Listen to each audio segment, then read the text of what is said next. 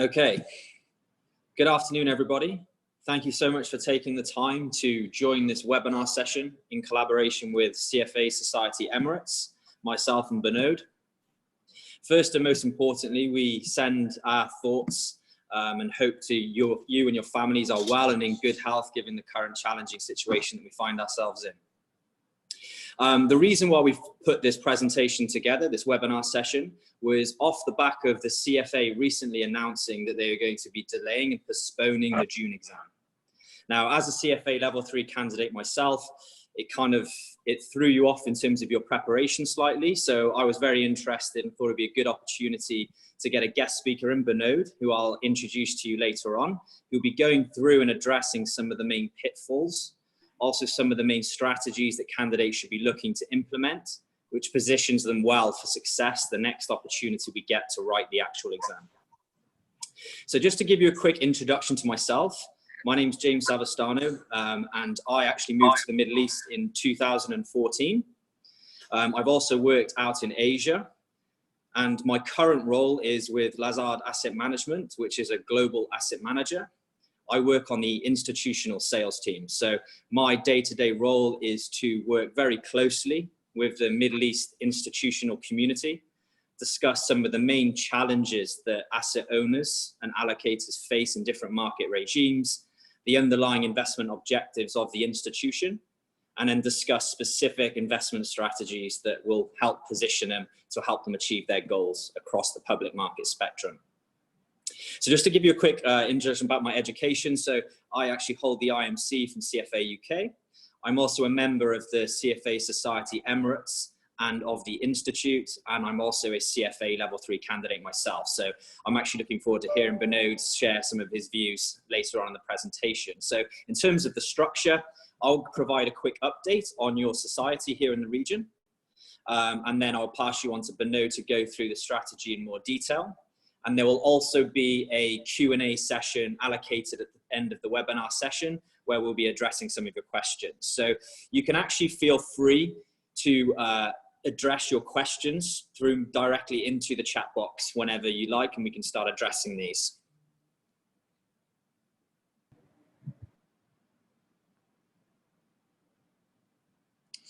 So providing the CFA Society Emirates, so as you may know, we're set up in 2002, and now we have over 1,000 members, which is great for the region. We're actually the largest society in the MENA region, and in regards to representation of CFA charter holders, we actually have in excess of 50%, which is a great phenomenal number. Probably what's very, very interesting is that over the next 10 years, our forward projections in terms of candidates and members in the CFA Society Emirates within the GCC is expected to double over the next 10 years, which is great for clients, it's great for investors, as well as broader Middle East capital markets. So what are the main benefits to becoming a member of the CFA Society? So me personally, I think the ability to be able to lean on your network around you of lots of like-minded professionals throughout the year. You get to discuss ongoing current themes, situations within the markets, which keep you up to date as a candidate, which is really important for your career. I also think it gives you great exposure from an educational standpoint for the numbers of workshops, specialist conferences with lots of different managers and investment professionals all over the world coming and speaking to candidates. And finally, I think it also gives you the ability to demonstrate to clients, current and future employers, your commitment to professional excellence.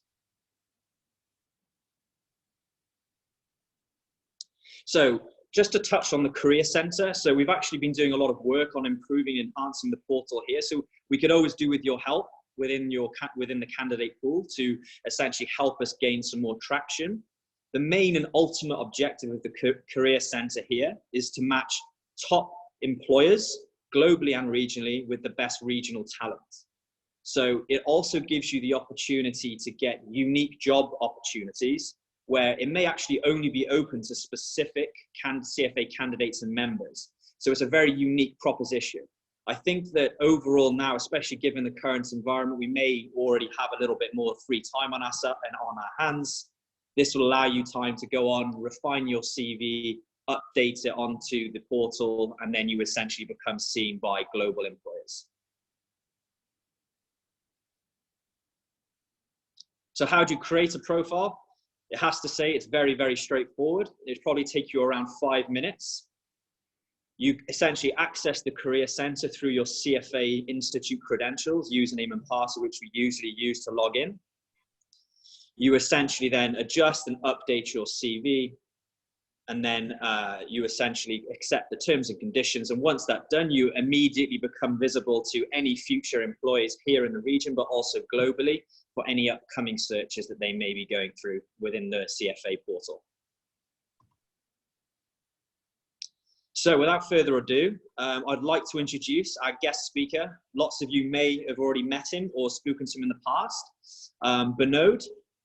I'll give him a quick introduction, but he's got over 2 decades of experience here in the Middle East, working for a number of blue chip companies, KPMG, EY, to name a few. He's also been responsible for training over 3,500 CFA candidates across all 3 levels of the program, which gives him a great understanding of the different nuances and also exam study techniques specific to each individual level. He's also a CFA charter holder himself, and he is a recurring market analyst on CNBC Arabia. Binod, thank you so much for your time, sir. Thank you so much, James. Hi, guys. I hope you're all fine. So this is probably how most of you feel at this stage of your CFA exam journey, given the sudden postponement of exams in June. I spent a lot of time preparing and studying for the exams. Revision was coming up, and some of the question is, what next? So I'm going to give you a few tips about what next, and hopefully this will be useful as you navigate your journey through the next few months. So firstly, CFA exams have been postponed, and it's very easy to get motivated or confused at this stage because it has never happened to anyone before. But there are quite a few solutions. So what we have done is structured a very comprehensible framework where I take you through what are the solutions and the tips to make your life easier and more effective over the next few months. The first things first, of course, you must have received an email from CFA Institute, right? So you'll be probably asked to select one of 2 exam administration dates. One is probably going to be December 2020. The next may be June 2021. They've promised to reveal more before 8th of May 2020. So please wait for that. There's a very useful web page on the CFA Institute website that gives you updates about their plans regarding the exams. So please go and have a look at it. It's updated every few days. So the agenda behind this particular webinar, you're going to focus on 6 M's. The 6 M's being momentum, mastery, memory, motivation, markets, and models.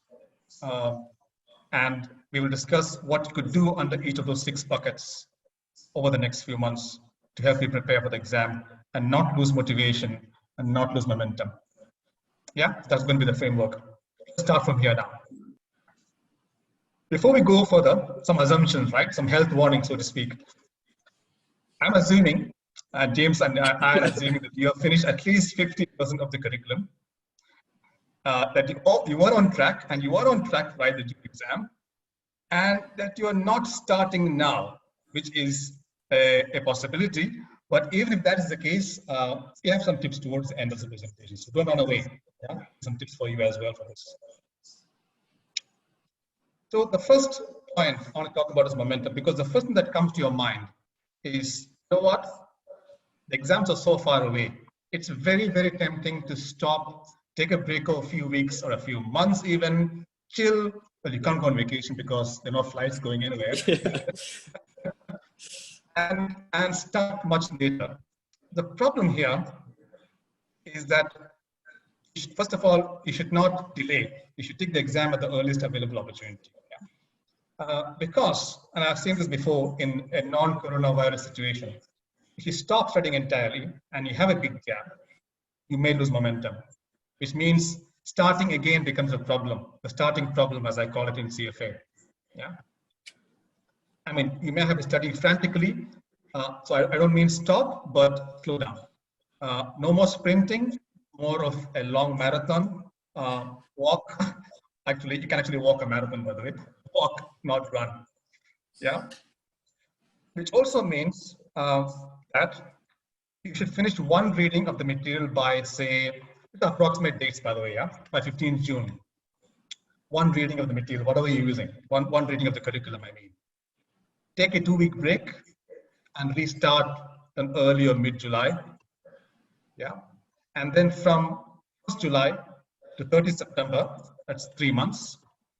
So basically focusing on working out questions. So for all levels, level 1, level 2, level 3, I would say work out the CFAC end of chapter question. The CFAC is the CFA curriculum, by the way, the textbook that you have in the CFA Institute. Yeah. Work out the questions, the good questions. For level 1 specifically, work out questions from the various question banks that you have. For level 2 and 3, in addition to working out questions from the question banks and from the CFA curriculum, I would strongly suggest work out the relevant blue box examples in the CFA curriculum book. Now, what are the blue box examples? These are the examples, illustrations within the chapters that basically expand on a particular concept.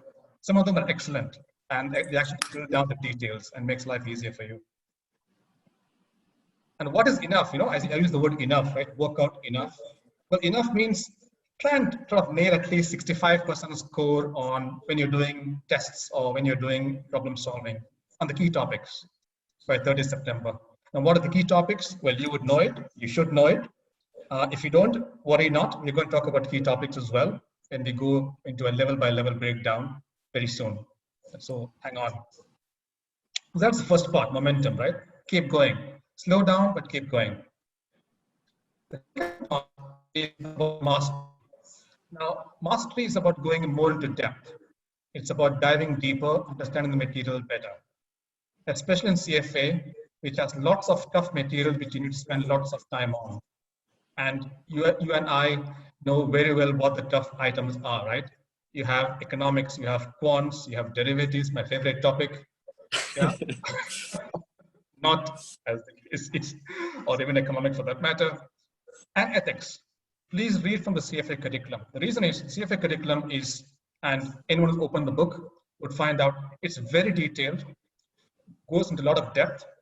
And if you have the time, which you do now, I think it's really worth your time spending as in focusing on the CFA curriculum because it goes into a lot of detail. Watch online videos. And very importantly, which I've seen, by the way, especially in level 2 and level 3, lots of students actually fail because the base of the previous level or levels is weak. So I'll give you an example. I still find people struggling in level 3 with fixed income, duration, convexity, and yields, or in level 2, because the basics in level 1 was very weak. Same thing goes for, say, maybe portfolio management or even economics or ethics. So go back since you have the time, and especially if you come from a non-finance, non-accounting, non-business background, it's extremely important that you spend the next few months, which almost like a blessing has been given to you, to dig deeper into the weaker topics. So for example, if you're a non-accounting student, going much deeper into FRA, financial reporting and analysis, would be very, very helpful at this stage. Same thing, if you don't have any previous financial accounting education, it's a good chance, yeah? Oh yes, memory, you have to remember a lot of stuff, yeah? And it sort of leaks out like a seal sometimes. Yeah? So what are my suggestions regarding memory? I mean, it's one of the most frustrating things. So when I was studying for my CFA, I would start studying in January for the June exam. By the time I reached April, I would have forgotten everything I studied from January to March. And I thought I was going senile. I thought I was, I had a memory lapse or some mechanical malfunction in my brain. Turns out almost everyone has an issue. So what is the solution for memory? How do you solve this issue? Well, the straightforward solution is work out questions. And we already talked about working out questions earlier. It's a massive help in retention when you keep going back and you keep solving problems on concepts that you studied many months ago. That's quite helpful. Yeah. Also, especially in level 1, and we'll talk about that later as well, you have tons of formulae, right? I mean, from quants to FRA, portfolio management, derivatives, you name it. You have many formulae. Now, I would not normally say mug it up, understand the formulae, but then after understanding the formulae, try and spend time over the next few months trying to recall as many formulae as possible. So for example, you can cover up the formula, exact formula with your one hand, and then try and recall the formula. Try and do that maybe 1 or 2 or 3 hours a week, depending on how good or bad your recall is. It's actually quite helpful. At the end of a few weeks, you'll be perfect in formulae. I could wake you up at 3 a.m. in the morning, and you will tell me exactly what is the formula for portfolio variance. James, what's the portfolio variance formula? And of course, one thing which some people find helpful, which I never did, but if you like writing notes, maybe you can start that.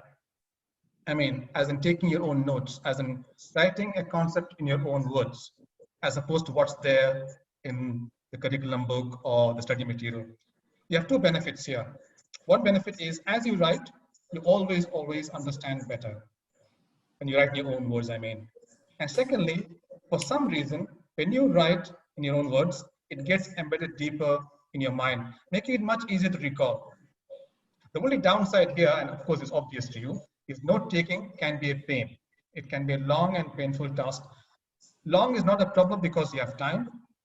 So you can actually do that right now. And sometimes people find notes that they took in one level useful for the next levels as well. And who knows, maybe you can start publishing your material, and become a competition for broaden your horizons. Exactly, broaden your horizons. Yeah. So that is one thing I was just doing. And of course, and we talked about this, right, James, you and I, before this session. Occasionally pick up topics that have always been difficult to retain and browse through them. Yeah. So, for example, whether it is in level 2 quants, for example, time series analysis and auto-regressional conditional heteroscedasticity, if you remember that one.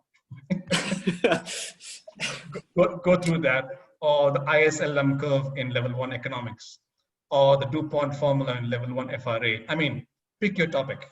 I just mentioned some topics that I have found students struggling with. Yeah. So memory, again, could be a problem in the next few months, but there's a way of cracking it, like I said. Yeah. Some other tips for the memory.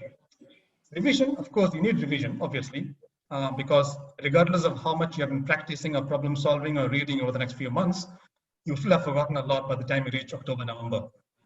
But do not revise till October is my suggestion.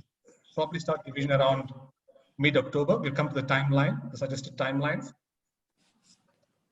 You will have access to mock exams. You have access to practice exams from the CFA Institute, from Schweizer, wherever. Please try and hold off on working on those mock or practice exams till revision time, because those are designed for revision. The format and the degree of difficulty of the questions are meant for being tackled after you have completed studies and your other problem solving material. Yeah. Also, the CFA Institute website has some very good questions, as in detailed, complex, long questions that tests lots of concepts thoroughly. I wouldn't suggest you do any of it now. Again, do it later. Now, later could be September or October, but delay it for maybe around the revision time. Yeah. So if you haven't had a look at the CFA Institute questions after this webinar, log on to the CFA Institute website, have a look at the excellent question bank they have for online access, for online practice. Ethics is a weird topic. Yeah, it's a very weird topic that is easily forgettable. One strategy, there are two strategies here. One strategy is defer studying ethics till maybe a month or two before the exam. Okay.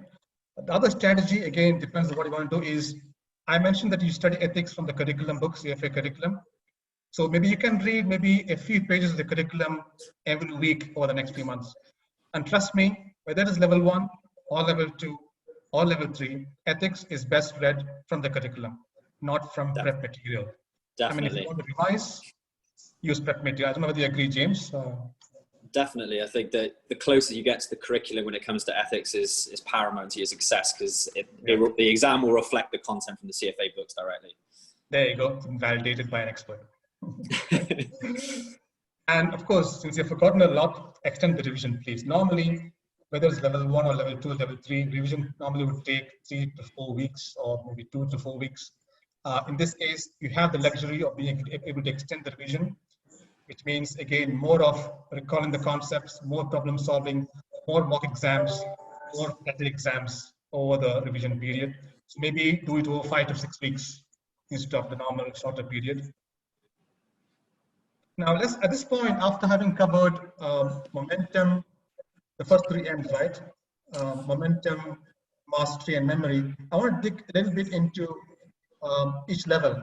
And because I'm sure the audience in this particular webinar are drawn across all levels, right? And so James and I were discussing before, and he said, maybe we should go into each level briefly and cover some important learning strategies, which you can implement over the next few months. Sounds good. So let's take level 1, for example. Now, level 1, everyone knows this is the exam weightage, of course. As you see, what I've done is I've highlighted the important topics in red.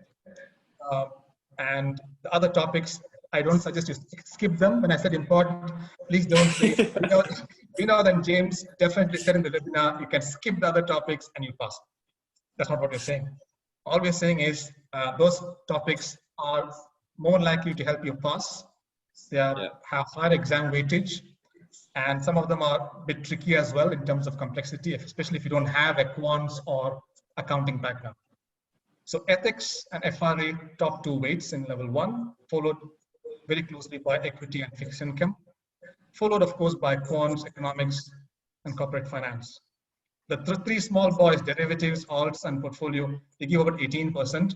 I'm not saying skip them, but if you are not a huge fan of derivatives like I was, I am, then don't kill yourself or agonize at night, wake me up and thinking, what is a put call? I have to agree. Exactly. So level 1 is foundation, guys. You know that, right? Level 1 is foundation. It's actually a brilliant foundation. It's very wide. It's not very deep. The challenge for you, therefore, is to grasp and retain a huge amount of basic concepts. I think that level 1 has the largest number of learning outcome statements across all 3 levels, if I'm not mistaken. So it's a lot of concepts to grasp, which again, the next few months will give you ample opportunity to do. Lots of formula, like I mentioned earlier, tons of formula across almost every curriculum, every topic. In fact, the only topic that doesn't have a formula, I think, James, is ethics. Yes. You never know. They might add some formula. Once a week, like I said, write on all the formulae and speed over the next few months. Try and time yourself to like 90 seconds per question. So that's the average time you should take to solve a question in level 1. You have basically 360 minutes and 240 questions. So you should be able to crack each question in 1.5 minutes. Not tomorrow, not next week, not next month, but as you approach September, October, try and get that. So that's my advice for level 1, especially since lots of people are writing level 1 for the first time. Many of you haven't attended any exam in the CFA program before. Level 1 is your first experience, obviously. So it's very important you understand these basic study strategies. Yeah? Of course, then hopefully you'll pass level 1, or those who are writing level 2, the next attempt. So in level 2, of course, very, very different beast. As James can attest to, since he passed level 2 recently, it's maybe fresh in his memory. All the pain. Yes, I know. Level 2, ethics, FRA, equity, and fixed income are the big boys, right? Ethics, FRA, equity, and fixed income. And level 2, unlike level 1, there's a range, there's a weight range. It's not exact like 15% for ethics in level 1, which means you can get a what do you call it, range of item sets for a particular topic. Now, level 2 is really an unusual beast because Level 2 is all about valuation, right? We spend a lot of time on equity valuation, bond valuation, and level 2 is, trust me, very deep. There's lots more stuff in level 2 than level 1. I always compare level 1 and level 2. I say level 1 is like walking through a parking lot puddle, like an inch deep. You will easily make it. Level 1 is like a parking lot puddle. Level 2 is like trying to swim in an ocean. It's wide, it's deep, and you can drown. Don't worry. No sharks, as far as I know, but yes, you could drown. Yeah? So you need to be careful about level 2. And one reason why a lot of people fail level 2, in my view, is because they don't study hard enough and because their basics in level 1 are very, very weak. Yeah. In level 2, the trick you need to master is the science of cracking vignettes, or what you call item sets or case studies. This is basically a case study followed by 4 to 6 multiple choice questions, which you'll see as you practice and you read the curriculum book. You need to basically very good at speed reading and working out questions at speed. Try to separate the rubbish from the relevant from an item set. Yeah. Focus on the right material, the right facts and figures. And like I said earlier, brush up your basics from level 1. Very, very important. And I'll keep on repeating at the risk of sounding like a broken record, read ethics from the CFA curriculum. Extremely important, like James reiterated earlier. Well, so that's level 1 and level 2. And finally, we come what I call the final frontier. like the Wild West. You can see the finish line. Yes, exactly. When you can see the finish line, right? Level 3, final level. Well, until CFA introduces level 4, which I hope most people are hoping they won't. Now, level 3 is a very weird level because it doesn't have the investment tools. God are quants and FRA and corporate finance.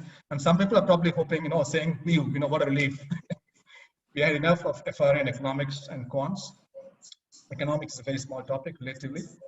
The big boy in level 3 is portfolio management, which is about 35 to 40% of the exam, which covers individual, institutional, portfolio management, asset allocation, risk management. It's a huge area.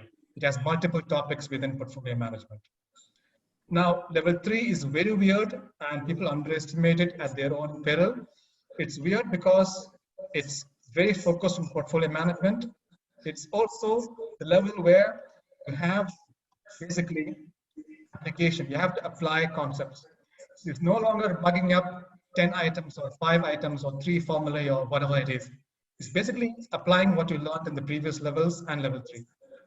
But the biggest challenge in level 3, guys, as you know, or you probably know, is writing.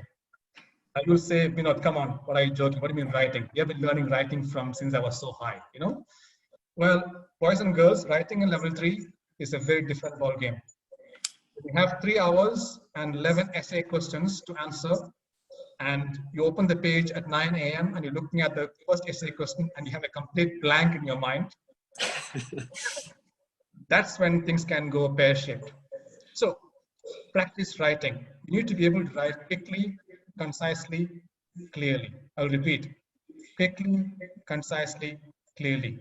They don't want to see perfect grammar or punctuation or English style in the exam, CFA Institute, but they do want to see key points in your answer. Bullet points are more than sufficient. You have to be a time ninja. You've heard of various types of ninja. You heard of Ninja Turtles.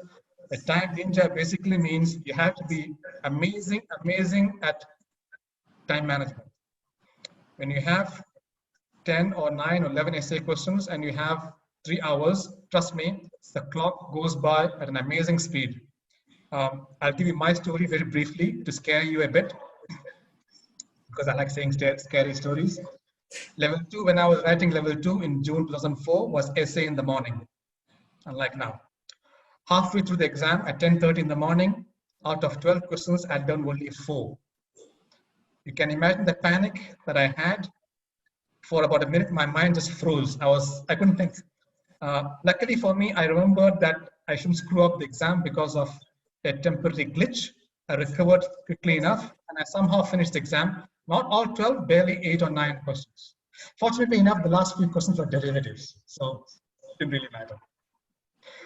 But time management, guys, please practice writing under time. And again, in the morning, AM session is a serious mind game.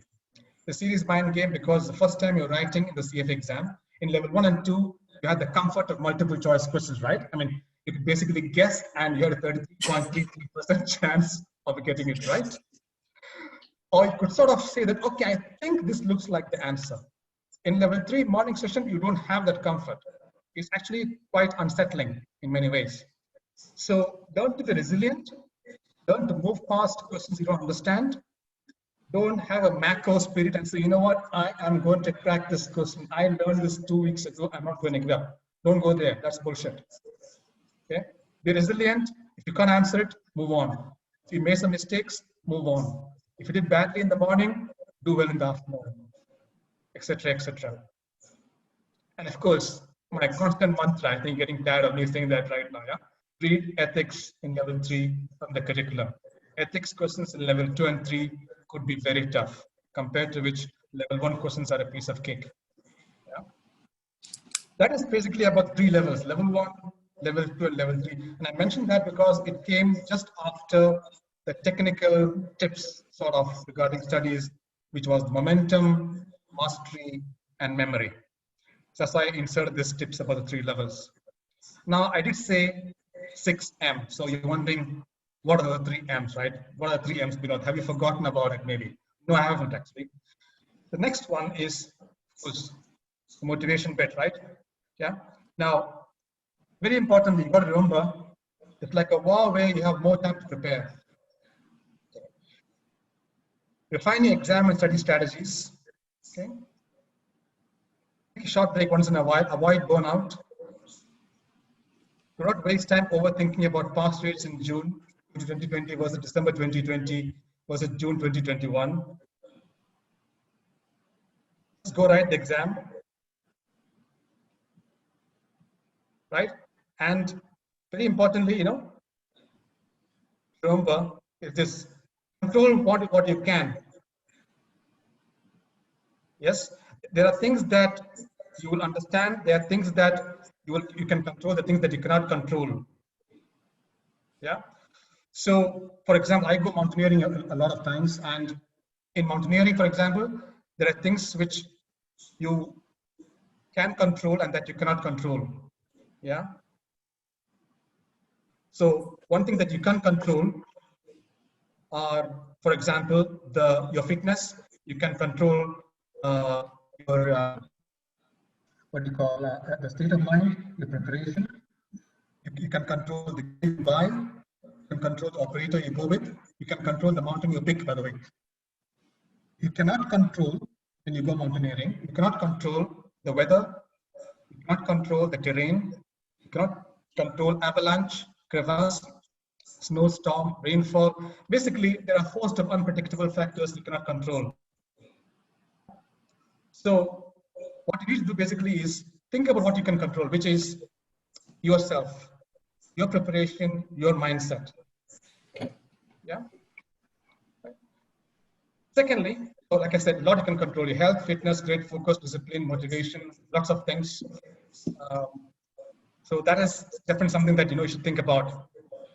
Now, you're probably thinking you started late or not started studying for June 2020. You're probably thinking this delay is a blessing, and it's true. So if you started late, it's fine. You have time, right? It's merely a delay. It's not a defeat. It can work in your favor with the benefit of mastery. Yeah. Now, the other point I want to mention is markets. Right now, what do you mean by markets? So I've talked about the technical and study strategy aspect, how you can use the next few months studying. Now, obviously, between April and December, you have got about 8 months, right? 8 months is a lot of time. So now, in 8 months, you can master, you can retain memory, you can work out problems, but 8 months, also starting a few months ago actually, a lot of interesting things have been happening, as you've been watching the news, obviously. I know you're all on the lockdown, but obviously lockdown doesn't extend to the internet. So you've been watching what's happened to the coronavirus pandemic, and in terms of recession fears, markets crashing, companies going into losses, etc., etc. I think for me, it's a very interesting time. Why? Because you can connect what you're learning to reality. I think one of the biggest issues that most CFA candidates face, whether it's level 1 or level 2 or level 3, is that what they're studying, they can't apply it at work because their work is very different. Or what they're studying, they can't see it in reality because it's not happening. Well, boys and girls, I know these are very bad times, but there's also very good times, because what's happening right now outside is virtually a lab or a fast forward of almost everything that you have learned or will be learning in the CFA curriculum. For example, economics.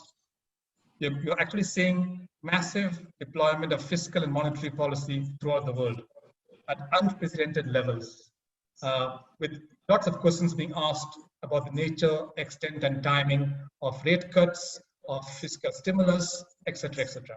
So you can see macroeconomics unfolding right before your eyes. Where else would you have a sort of ringside view, right? Quants. Those who cannot see quants in real life, you can see people talking about means, correlations, about what happened a few years ago, about technical analysis, have we touched bottom, resistance levels, support levels, where is the S&P heading, and tons of other stuff. In FRA financial reporting analysis, if you like analysis, like I do, then you're going to have a party time, because starting from Q1 results coming out in a few days' time to Q2 and Q3, you're going to see companies going through a tough time, some companies winning, some companies losing. You're going to see fantastic valuations, you're going to absurd valuations, you're going to see some application of ESG, you're going to see factor investing, James's favorite topic, playing a part. You can ask James separately what factor investing is, and I'm sure he'll entertain you with what that means. But it's a fast evolving and it's an interesting area. Usually growing space. Right, exactly. Bond defaults, if you were studying credit analysis and fixed income, welcome to the world of momentous or gargantuan bond defaults. For the next few months, you're probably going to see lots of companies defaulting with massive repercussions on investors and governments and economies. And portfolio management, of course, if you're an investor or an advisor or a portfolio manager or just a spectator or a learner in finance, you'll probably see lots of interesting ideas about risk and return and strategic asset allocation being played out over the next few weeks or months. Yeah? So very interesting times indeed. And coming back to what I said earlier, try and connect theory to reality. So while you're sitting at home, going through your books, implementing all what we just mentioned earlier, also keep an eye open on the markets. You will learn a huge amount, which undoubtedly will help you in the exams. I always say that one key reason for motivation for students is relevance. And relevance comes through connection to reality. So by being able to see relevance, you get motivated to study. And that's a very good way of powering through the next few months. And of course, final one is models. Now, I'm not asking you to model. No one's asking you to go for GQ or Vogue photo shoots. All I'm saying about models is modeling. I'm talking about financial modeling here. Now, financial modeling, as anyone who is working in investment banking or equity research or advisory, sell side or buy side can testify, is an immensely valuable skill. Yeah, you need to know how to model various scenarios. So, valuations, visibilities, what are you looking at? You need to apply advanced Excel. You need to basically go online, apply Excel, and even run valuations and even publish your own stock valuations.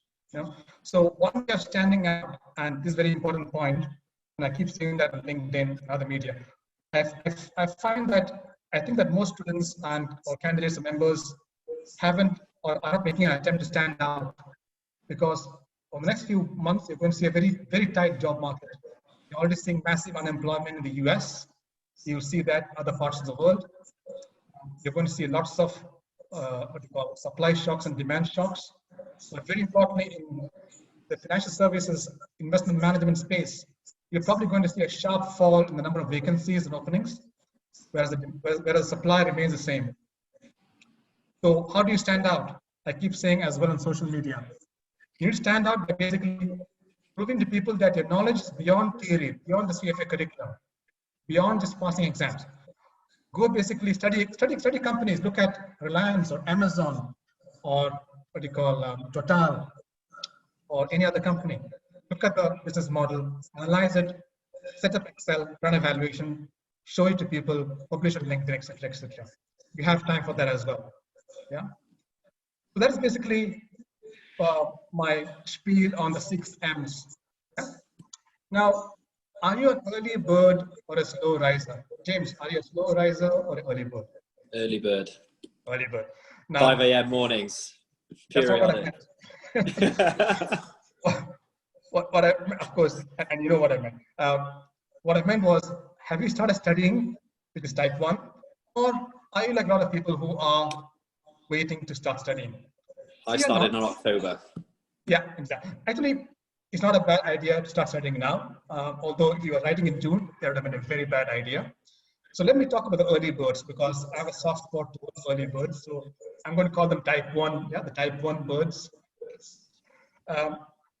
Slow down, finish on 15th June, take a break, work out questions for 3 months, start revision around mid-October, yeah, which is a Saturday. Prepare a plan now, okay? And for the late risers or slow risers, right? Guys who haven't made up your mind. Now, I have to clarify one thing here.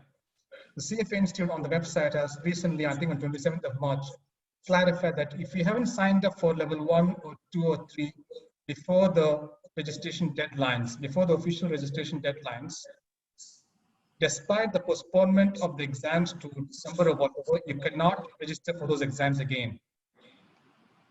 So if you haven't registered for the level 1 and 2 and 3 for June, you cannot register for those levels again, despite the fact that the exam has been delayed. That's because the CFA Institute does not want to have an inrush of more candidates, obviously upset their planning and logistics for the exam administration, which is a massive, complex logistical exercise. Yeah. So just bear that in mind. So the slow risers that I'm addressing in this webinar are people who have registered before the deadline for June, but haven't started studying yet. So I hope there are quite a few of you. So for those of you, the good news is you have time. It's not late. What you need to do is now plan. I would go, and these are rough numbers, by the way, based on my experience, based on experience of the nearly 4,000 students that I've taught. I would say budget 400, 600, and 600 hours for level 1, level 2, and level 3. Now, this varies hugely depending on your background, how quickly you can grasp things, amount of time you have to study, lots of variables here. These are again what you call ballpark numbers, but try and budget for those. For example, 400 hours in level 1 is for someone who has some qualification or experience in accounting and finance. If you don't have that, you can easily make it 600 hours for level 1. Start on 1st of May, May Day, good day to start as any. Revision start around mid-October.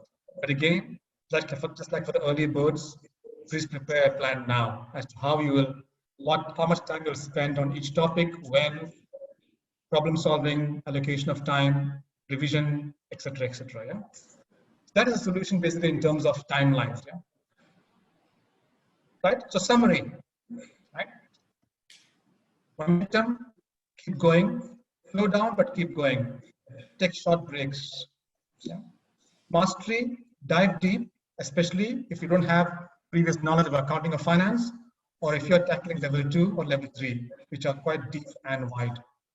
Memory, keep solving problems, keep remembering formulae, keep looking at unfamiliar topics or complex topics.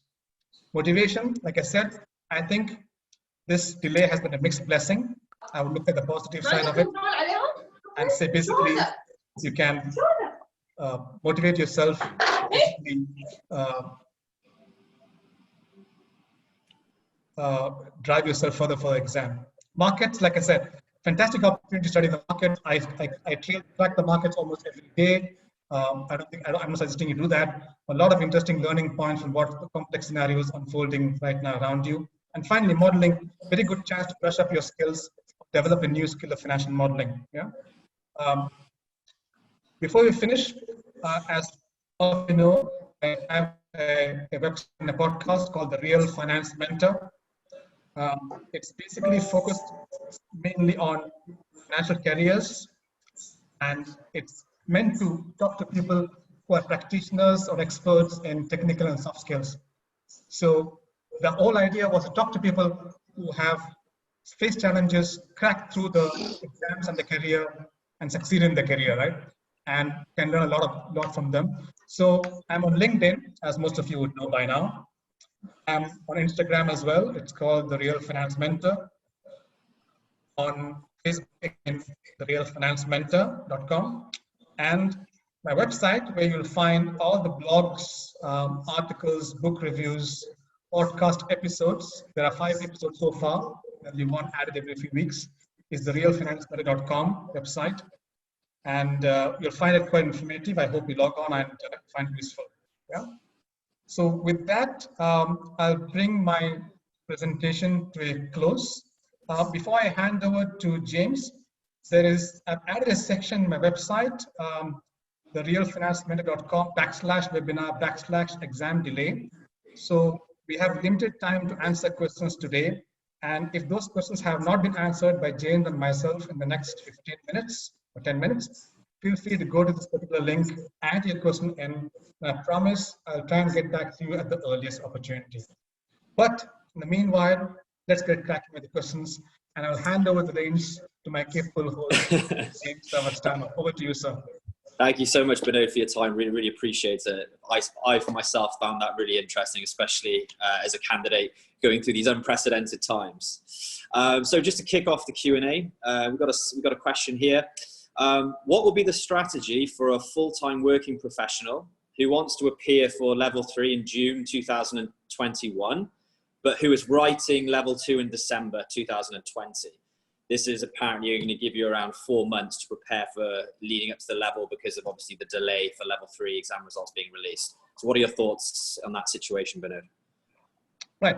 So I'll try and answer that. And Jim, too, feel free to chip in with your view as well, because you are writing level 3 as well. So level 3 and level 2, a big difference is, and I'm again very high level. I think the level 2 curriculum is bigger than level 3 curriculum. So I would say the level 2 curriculum is tougher than level 3 curriculum, but the exam is easier than level 3. Level 3, the exam is much more tougher, but the curriculum is smaller and easier. Again, I'm making huge, broad statements here. What that means is you have fantastic opportunity to study for level 2 in December, if December is the next time you're writing level 2.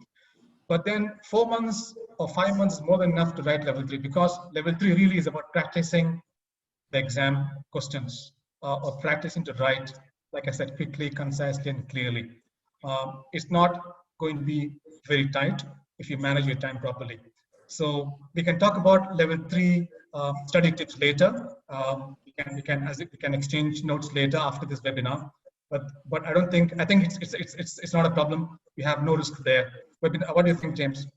Yeah, no, I agree. I think that level 2 is quite tricky, and it seems a lot deeper from sitting level 2 recently and passing compared to level 3. Level 3 seems to be like a synthesis and making judgments around different situations. So I think that if you manage to get to a situation where you're very comfortable with the level 2 syllabus, you can quite easily transition into level 3 if you have that solid understanding where you're essentially packaging all your thoughts from level 1 and level 2 into one go, and then sort of hitting it in that situation. I also think that you could probably start revising ahead of time, even before your results are released. If you're anticipating that you put in the hours, then you just got to back yourself. And if you pass, then you're already sort of making headway into the level 3 material. Myself personally, I started sort of leading into the level 3 just after I sat my level 2 exam after a couple of months, just to get familiar with the concept. So I think that it is definitely doable. Yeah, that's a good point, actually. Another question we have here, are there any change in syllabus expected for level 3 in December, Binod? So if you're writing level 3 in December, you're going to be tested on the same concepts or same curriculum as level 3 in June, if you had written level 3 in June. Because as you know, the CFA Institute only changes the curriculum, if at all, in between calendar years. So within a calendar year, whether it's June and December, you'll be tested on the same curriculum. However, if you're writing level 3 in June 2021, it might be different from December 2020 because of a change in calendar years. Perfect. We have a question here saying specifically relating to CFA level 1. Hi, I'm doing level 1 and would like to know how to keep my concepts fresh and keep revising in order to not have the fear of forgetting.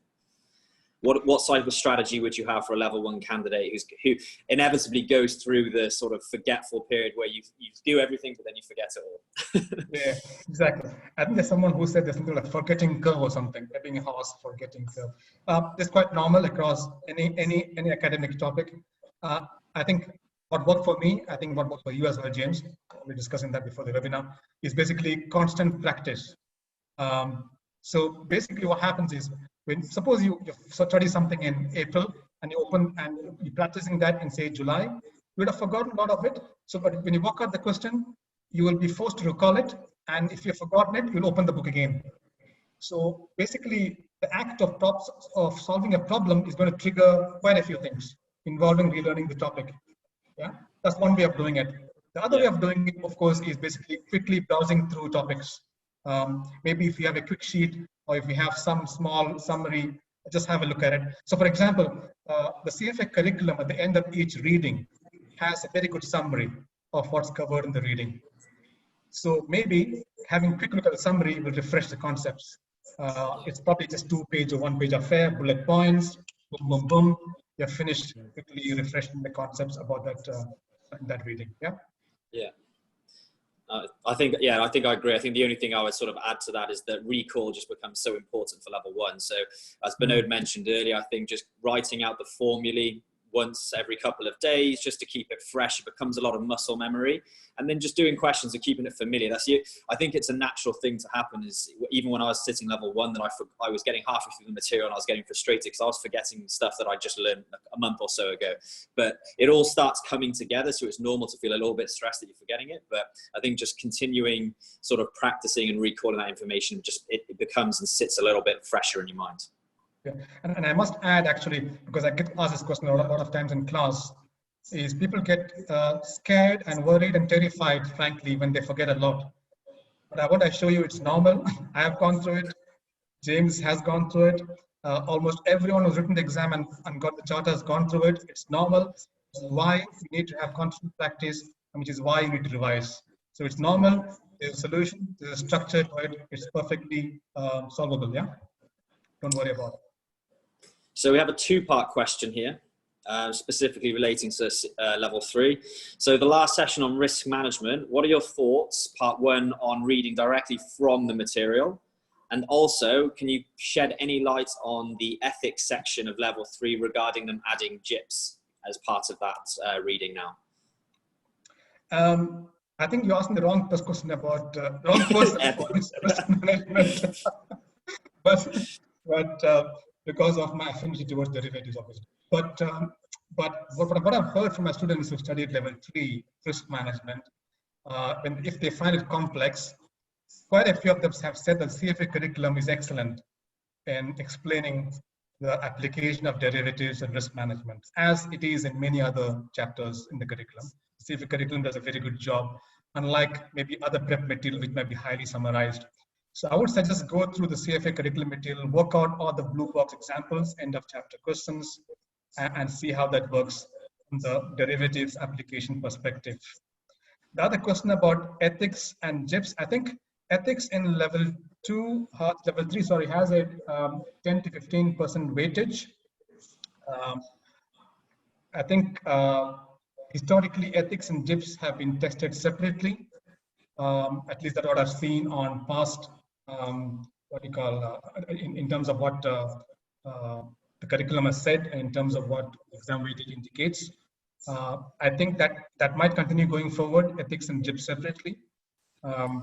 So I do not know, because it's again, they are in a way related, as in ethics is, of course, standards of professional conduct. JIPS also regarding compliance matters.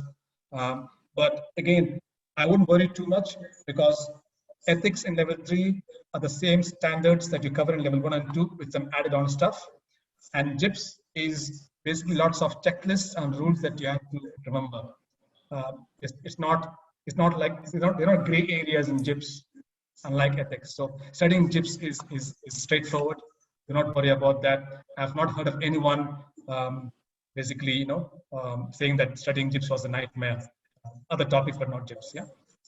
I think ethics as well is, I think you're just going into the thinking that they're not trying to trick you. You generally you stay as close as you can to the curriculum, understand the concepts and think about the situations in real life and make a good judgment call. And typically they're not trying to trick you. And of course you must be ethical. Exactly. So we have a question from multiple questions asking the same type of thing. So there seems to be a consensus concerning, is there a particular sequence that you should be doing from a topic standpoint in regards to across all levels? Oh, interesting question. It is. I'll tell you what I do, and it might work for you, but not. I am old-fashioned. Whether studying for the exam or actually writing the exam, I always went in the proper sequence. And sometimes that sequence makes sense, because some topics are built on the earlier topics. So for example, in level 1, quants is a second topic, I think, or third topic in level 1. And quants comes before what do you call corporate finance, before portfolio management, before quite a few topics. There's a reason for that. The same thing happens in level 3 as well, right? Basically, your individual portfolio management, institutional, asset allocation, all that comes before your risk management and JIPS and performance measurement. So I would go with the sequence or the flow in the curriculum, the CFA curriculum, unless there's some other reasons why you want to change that. Yeah? So there's a question regarding strategy for level 3 exam. I think obviously you mentioned there's a lot of people being fearful when they have the morning paper about running out of time and being a time ninja, as you put it earlier. Yeah. If you're in the morning session, one of the questions is you're addressing them from a constructive response and you're running out of time. How do you think about that in terms of being quite sort of particular with which questions you are actually going to attempt and which ones you can let go? And if there's an amount that you really do need to be trying to answer? It's quite a broad question. Yeah, it's a very important... More of a discussion. Actually, James, it's very important but very tricky situation. I think the first thing you do is, when you open the question paper, glance at the questions before diving into them. And you will know in 1 or 2 minutes or 3 minutes what you should try first and what you should try later, and maybe even what question you should not even attempt, to be honest. That's number 1. Number 2, very, very importantly, I cannot stress how important it is. Time management becomes extremely important, more than any other level, more than any other exam in CFA. You got to go exactly by what time is allocated for each exam. Now, for each question, sorry, and spend not 1 minute more than that, because it will cost you some other questions. And if you do, after all this, if you still do spend too much time on one exam question, do not panic, because a lot of people, what they do, what I've heard, is they somehow forget about time. They lose track of time. They take too much time and they panic. And when they panic, then even the simplest question becomes a nightmare. So, like I said, one key word, resilience.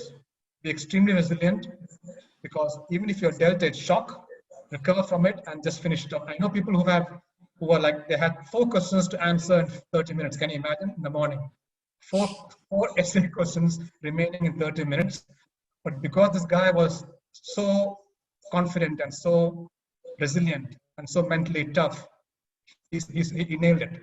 He didn't lose his calm. So, and of course, remember that you can write bullet points and still score marks. Or you can get partial credit. You don't need to write the full answer. You can still get partial credit. So all this works in your favor. And we can talk more about that in more detail and outside after this webinar, of course, yeah? Mm-hmm.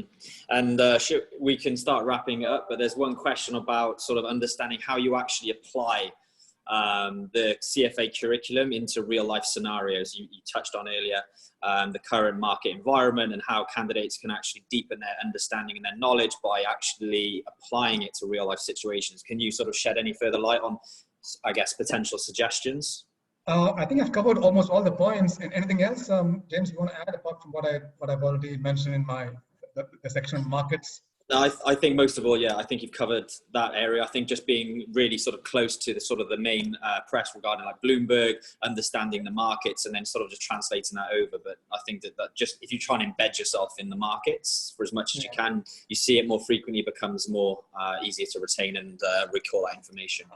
I should add one point, which is that most news, a lot of news articles that you see don't go into sufficient technical depth because they're written by journalists.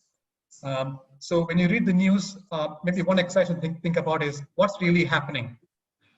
Think deeper than what's in the news, because the guys writing the news are not analysts, they're not CFA charter holders.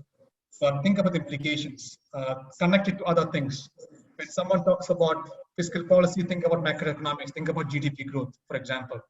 When someone talks about monetary policy or rate cuts, think about what rate cut does to the economy, how much room is there for cutting rates, what it does if you cut rates too much, you don't have enough buffer for emergency, etc., etc., etc. So think beyond the articles is what I would strongly suggest.